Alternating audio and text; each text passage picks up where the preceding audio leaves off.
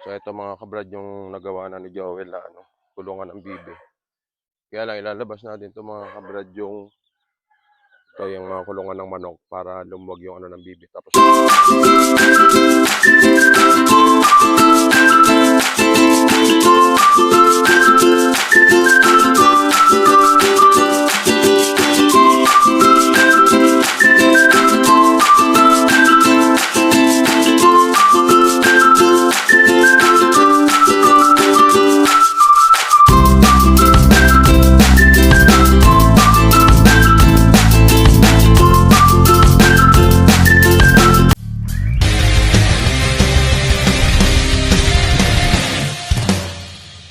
muli mga kabrad, isang napakagandang umaga muli sa atin lahat.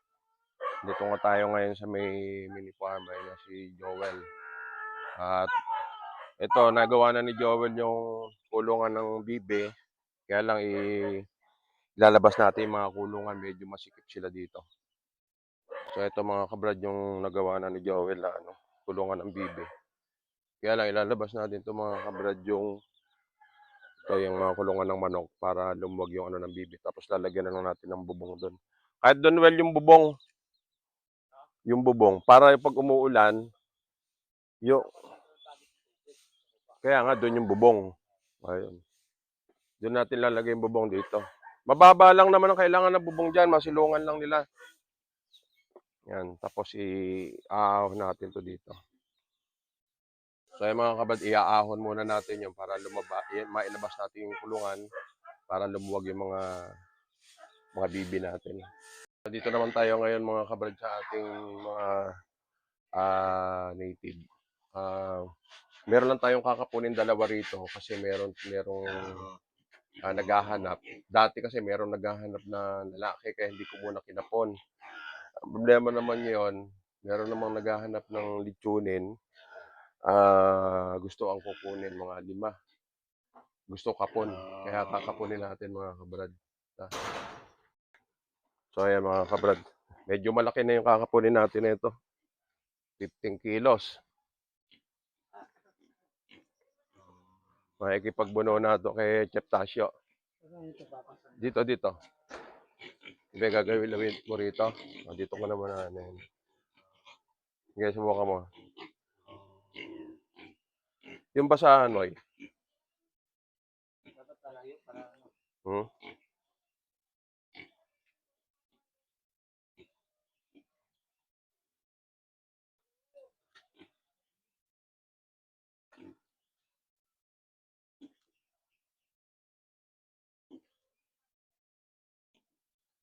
Bumili tayo ng blade. Kasi nga, pagka kamukha na may bago na naman tayong panganak doon.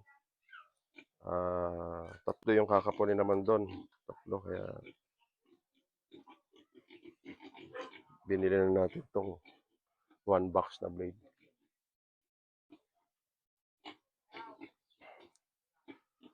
Siguradong kailangan ng persa mo dito, Tasya.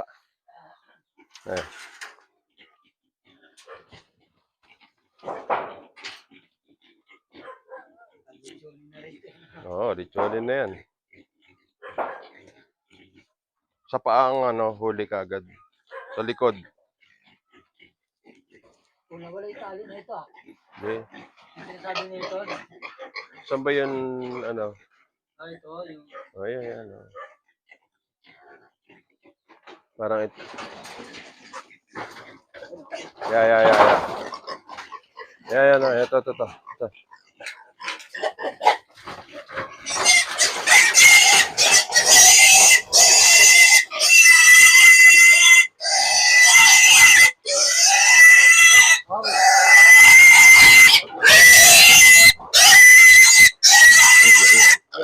Ganyan mo. Kaya taas pa. Taas pa.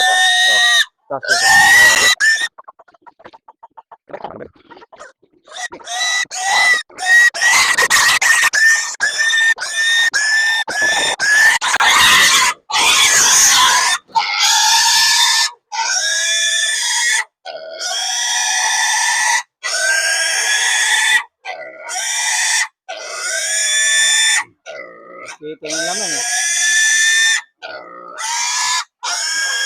Sandal pa lang. Don.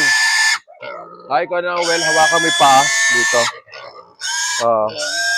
Medyo may epic lang. Ano si John John?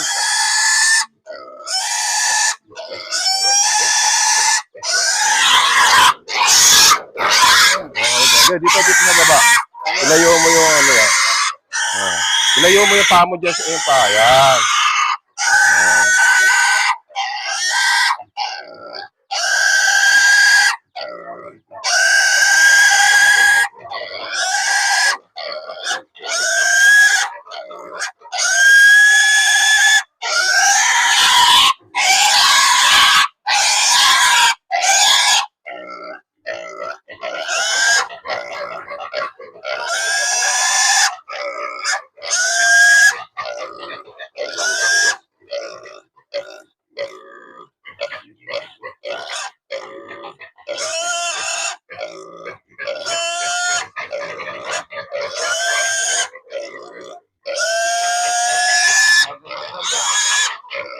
Ha? Nakakita yung pato.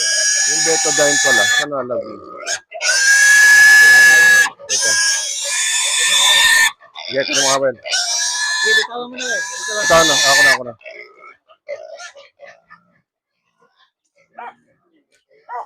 Kalimutan natin yung betadine.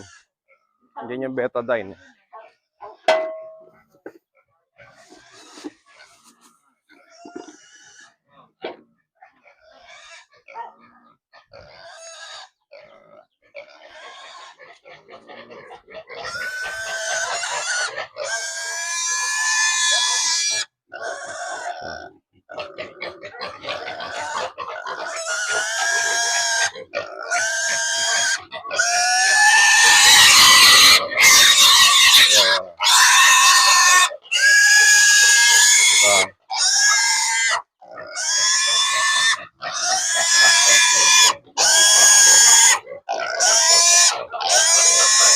Sige, saksak mo.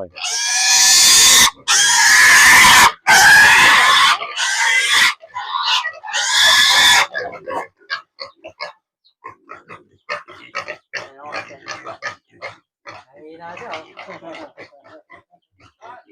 Isa pa.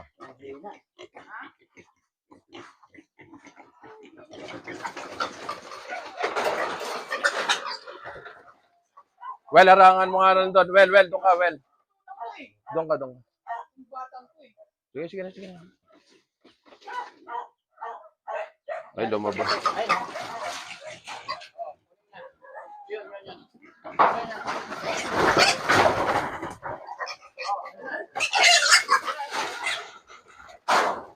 Yeah, may. Sak pa. Kay Joel, yan.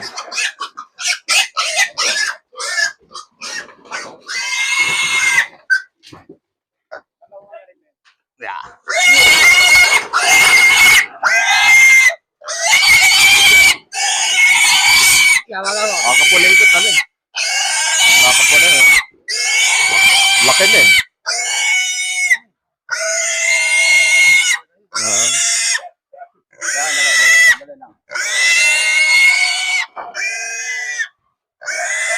Taas mo, Wal. Taas.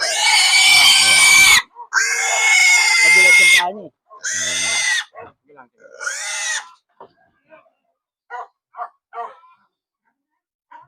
Laki ng bayag oh.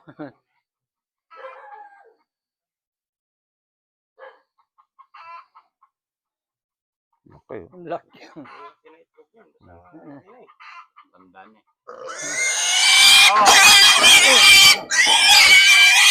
Hindi, yung pawel, hawakan mo, pa. Ito yung pato. Layo mo rito. Layo mo, Wel. Ayan.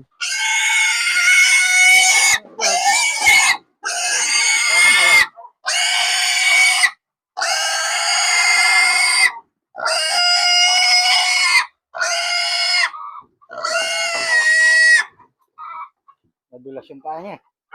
Basa eh. Hawakan mo, Wel, pa. Hawakan mo. Ayun na. Hawak mo. Ayan. Ilayo mo well yung paa dito. Ito kung mamawakan eh. Hindi, isa. Oo, para di siya makasika. Ayan.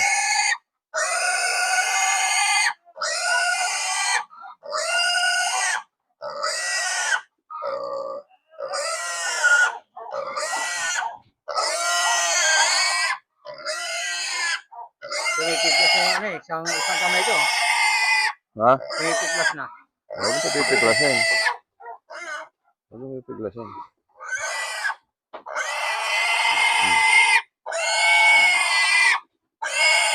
Okay, ha? Eh, Okay? Okay. Iangat mo to. Hawakan mo dito, Moy. Ito. Wow. Ayan. Yung sad ko nung ano. Dalawang ano na natin.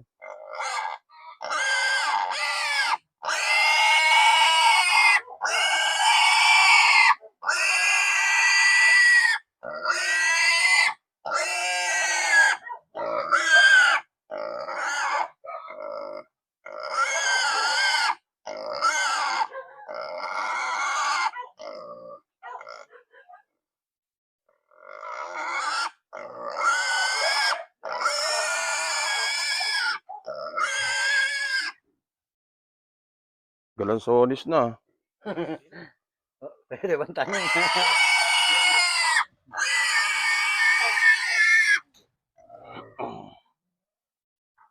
Ingat, hindi dumudugo.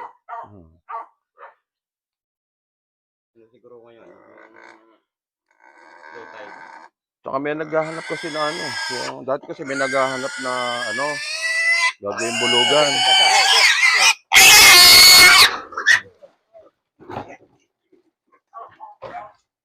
Boy, yung isa hulihin mo. Papasok natin yan na lumalabas. Yeah. Sapa ka agad, dakma.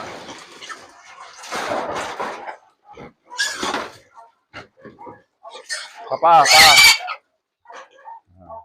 Yan. Yan na lang sa loob. Yan ka.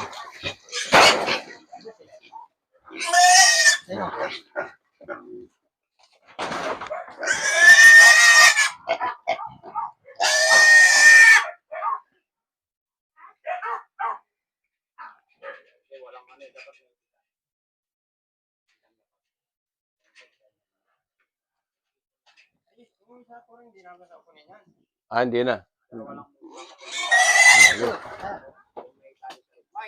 Lalabas Hulihin tayo. mo, tatanggalin na yung tali. Masikip na. Nahirapan siya kumain. Yan, may ano. Ano pa yan? Doon. Nep, pasuyo nga, ne. Pasuyo lang.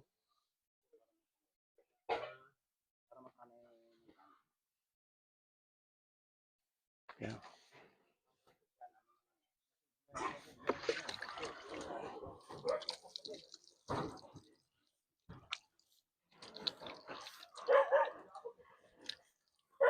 Ilan ba kakapunin mo? Yan lang. Dalawa lang.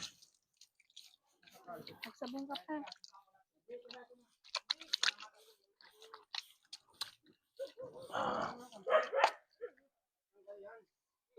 Kutsilyo lang, oh. Wala, sayang. Ha? Sayang yung tali. Sa aso. Hmm. Tatanggal na ba? Balat pa lang yung ginali mo eh. Balat yan. Pangaso talaga yan. Pangaso yan. Kapot tinatanggal ko, hindi ko matanggal. Malaki na eh. Masasakal. Nahirapan na siyang kumain eh. Ginanong ko eh, nahirapan kumain. Kaya kailangan kalasin. Yeah.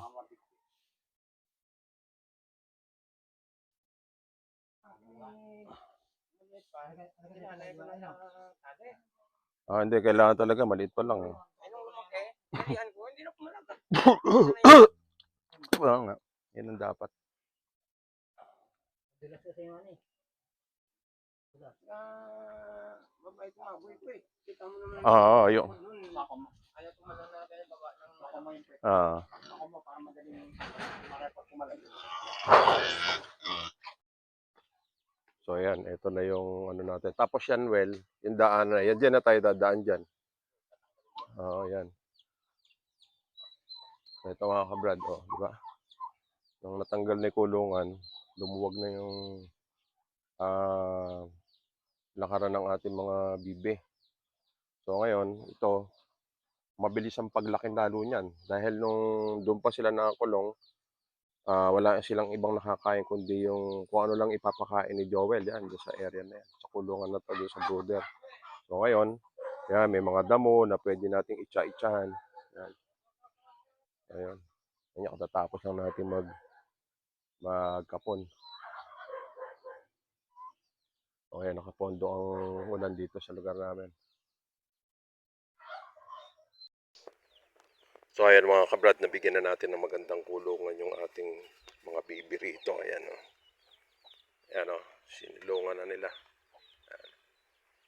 Safe na sila rito. Kasi kanina nasa loob itong mga kulungan na yan. Masyadong masikip. Kaya ngayon, ayan, lumuwag na. Diyan, makapag-umpisa na tayo magpaparami talaga ng mga bibi dito mga kabrad. Sunod-sunod na yan.